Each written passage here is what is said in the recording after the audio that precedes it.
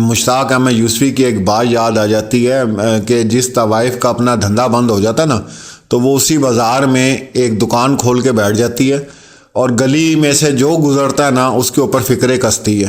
السلام علیکم ناظرین، میں ہوں سلیم میر اور آپ دیکھ رہے ہیں اللہ ٹی وی۔ امید کرتا ہوں سب خیریت سے ہوں گے، دنیا کے جس کونے میں ہوں گے انشاءاللہ۔ اچھا جی، آج عدالت میں جو کچھ ہوا وہ تو آپ نے جمران ناصر کی زبانی سن لیا۔ اب بیچ میں کچھ حقائق ہیں وہ آپ تک نہیں پہنچے، ٹھیک ہے، اور وہ یہ کہ کمرہ عدالت میں مہدی صاحب نے اپنا موبائل ڈائریکٹ ہی جج صاحب کو تھما دیا اور پوری چیٹ ان کو سنائی، وائس نوٹ جتنے سیف تھے وہ دکھائے، پروفائل پکچر جو کچھ بھی جس طرح وہ جو ہے ڈراتا ہے، یہ دھمکاتا ہے ظہیر ان کو، وہ سارے حقائق کھول کے جج صاحب کے سامنے رکھ دیے۔ اور جج صاحب اتنے حیران ہوئے ہیں کہ وہاں پہ جو صحافی دوست ہیں وہ بتاتے ہیں کہ بہت شدید غصے کا انہوں نے اظہار کیا کہ بھئی یہ تو ان کو چھوڑا ہوا ہے کہ چلو جو یہ عدالتی معاملات ہیں وہ آتے جاتے رہیں یا جو بھی اس طرح ہے، تو یہ تو کھلم کھلا جو ہے مطلب دھمکیوں پہ اترے ہوئے ہیں۔ تو اب تمام دلائل جو ہیں وہاں دیے گئے، جمران ناصر نے ان کے دلائل پورے ہو گئے ہیں۔ اب منڈے والے دن جو ہے وہ آ کے جواب انہوں نے دلائل دینے ہیں ظہیر کے کہ بھئی ہم لوگوں نے اس طرح کی کوئی کام نہیں کیا، جو بھی وہ باتیں کریں گے وہ تو اب منڈے کو ساری پتہ چلیں گی۔ اور دوسرا یہ کہ جج صاحب نے جو آج ریمارکس دیے اور جو جس طرح کا ان کا گیسچر بتایا جا رہا ہے، دوستوں نے بتایا ہے، تو یہ کنفرم ہے کہ دوبارہ یہ جیل کی تیاری ہوگی اور واپس ان کو جیل میں ڈالا جائے گا اور جو انہوں نے بیل لی ہوئی ہے تو وہ بھی ختم ہو جائے گی۔ دوسرا ایک اور جو بات یوٹیوبرز کے حوالے سے ہے، کل سے ہنگامہ اٹھا ہوا ہے اور اشتہاری کہ آج میں انشاءاللہ باقاعدہ لغوی جو معنی ہوتے ہیں ان کے اوپر پوری ویڈیو بناؤں گا کہ اشتہاری ہوتا کون ہے اور اشتہاری کہتے کسے ہیں، تو اس کے اوپر بھی بات کریں گے۔ اور ایک نئی بحث چل پڑی ہے کہ اشتہاری عدالت کی طرف سے قرار دینا یہ کوئی چھوٹی موٹی بات نہیں ہے، بہت بڑی بات ہے، تو انشاءاللہ اس کے اوپر بھی میں پوری ایک ویڈیو اپنی بناؤں گا اشتہاری کی۔ اور دوسرا ان کے حالات دیکھ کے مجھے وہ مشتاق احمد یوسفی کی ایک بات یاد آ جاتی ہے کہ جس طوائف کا اپنا دھندا بند ہو جاتا نا تو وہ اسی بازار میں ایک دکان کھول کے بیٹھ جاتی ہے اور گلی میں سے جو گزرتا ہے نا اس کے اوپر فکریں کستی ہے۔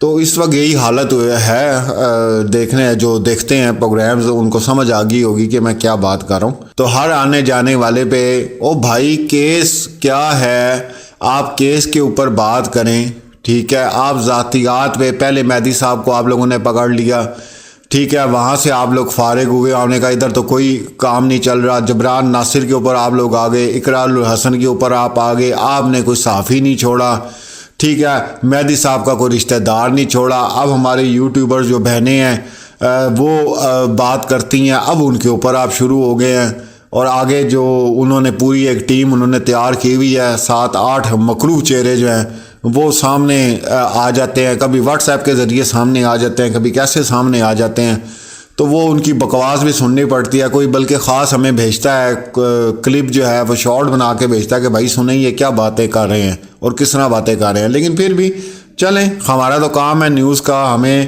واٹس ایپ دیکھنا پڑ جاتا ہے کیونکہ کوئی اہم خبر بھی ہوتی ہے، اس کی کوئی فوٹیج ہوتی ہے وہ ہمیں کھول کے دیکھنی پڑتی ہے۔ اور یہ نہیں باز آ رہے، ان کو نہیں سمجھ آ رہی کہ یہ کیس کس سائڈ کی طرف جا رہا ہے۔ بھائی آپ کو خدا کا خوف کریں آپ، یا تو پھر آپ اتنے ناڈر ہیں یا پھر آپ لوگوں کو پتہ ہے کہ آپ لوگوں کے ساتھ کس کس لیول کے لوگ شامل ہیں جو آپ کو کچھ ہونے نہیں دیں گے۔ بڑے سوالات اٹھتے ہیں نا، لوگ تو سوچتے ہیں کہ بھائی یہ کیوں نہیں کام بند ہو رہا، کیوں یہ سلسلہ ختم نہیں ہو رہا، ایک اتنی بڑی جو ہے آپ لوگوں کے سامنے ایک کیس چل رہا ہے، پوری دنیا اس کے اندر انوالو ہو گئی ہے، لیکن ان کی زبانیں بند کرانے والا کوئی پیدا نہیں ہوا، ان کی زبانیں جو ہیں وہ کوئی بھی بند نہیں کروا رہا۔ تو میں تو یہ سمجھتا ہوں کہ یہ کھلا عدالت کو بھی دھمکیاں لگا رہے ہیں، عدالت کو بھی یہی کہہ رہے ہیں کہ بھائی جائیں آپ جو کر کے دکھا سکتے ہیں ہمیں کر کے دکھائیں، ہم تو ہمارا آپ کچھ نہیں بگاڑ سکتے۔ تو اس کا گیسچر یہی ملتا ہے نا۔ اب مثال کے طور پہ اگر ایک بندے سے غلطی ہوتی ہے اور وہ اس کو تسلیم کرتا ہے، وہ کہتا ہے جی ٹھیک ہے میرے سے غلطی ہو گئی ہے،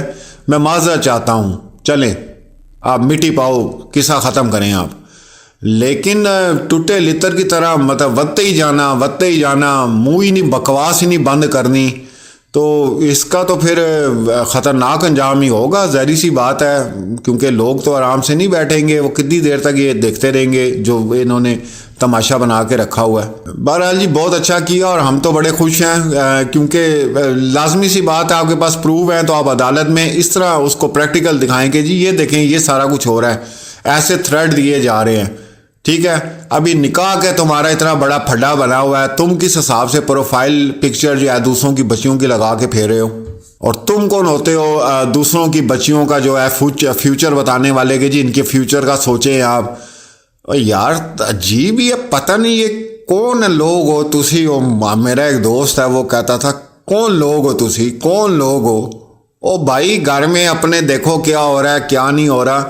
باقی آج کل انہیں بڑی مرچیں لگی ہوئی ہیں کہ ذاتیات پہ نہ اتریں.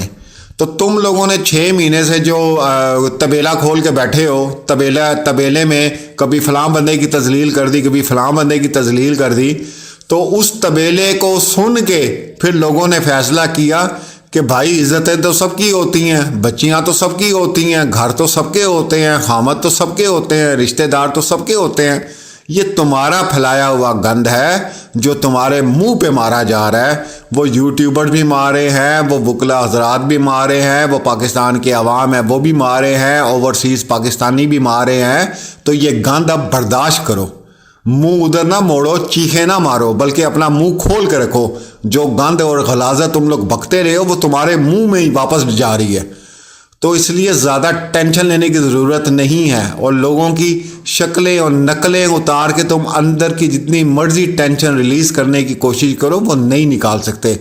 کیونکہ میں ہمیشہ سے کہہ رہا ہوں کہ ضلالت تمہارے ماتھے پہ لکھ دی گئی ہے. ہر بندہ دیکھ کے تمہیں اب گالی دے گا, یہ یاد رکھنا جب تک تم مرتے نہیں ہو.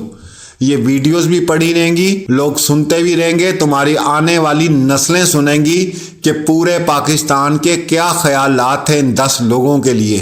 تو شاید تمہارے آنے والی جو نسلیں ہیں وہ بھی لوگوں کو بتاتے ہوئے گھبرائیں کہ ہم فلاں کی فیملی سے تعلق رکھتے ہیں. تو یہ راستہ تم نے خود چنا ہے, تم نے خود پسند کیا ہے, تم جھوٹ کے ساتھ کھڑے ہوئے, تم غلط چیز کے ساتھ کھڑے ہوئے.